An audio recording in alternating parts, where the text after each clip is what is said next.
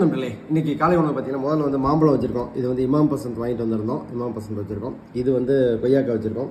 இது வந்து சோயாபீன்ஸ் வந்து மஞ்சத்தூள் போட்டனால இந்த கலராக இருக்குது. அடுத்து வந்து வாழைத்தண்டு வந்து பொரியல் பண்ணியிருக்கோம். அடுத்து வந்து ஒரு முட்டை, நாட்டுக்கோழி முட்டை வச்சுருக்கோம். அடுத்து வந்து இன்றைக்கி மெயின் கோர்ஸ் பார்த்தீங்க அப்படின்னா இது வந்து குதிரைவாளியில் பொங்கல். நாங்கள் வந்து குதிரைவாளி, தெனை, சாமை, வரகு எல்லாத்துலேயுமே வந்து எது வேணாலும் பண்ணுவோம். இன்றைக்கி வந்து இது குதிரைவாளியில் பொங்கல் பண்ணியிருக்கோம். சித்ரா பண்ணது தான் ஸ்பெஷல், சித்ரா ஸ்பெஷல் அது.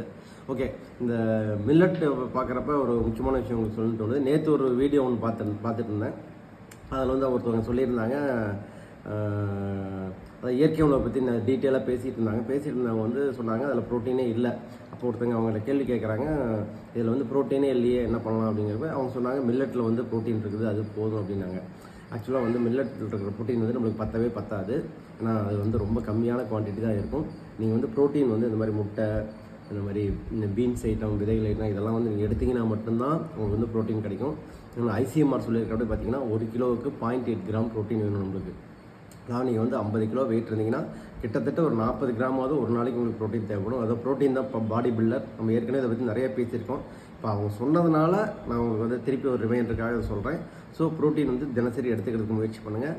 அப்போ தான் வந்து உங்களுடைய பாடி வந்து ஸ்ட்ரென்த்தனாக இருக்கும். ஒரு லாங் ப்ராசஸ் வந்து மசில் பில்ட் பண்ணுறதுக்கு உங்களுக்கு ஹெல்ப்ஃபுல்லாக இருக்கும். ஓகே.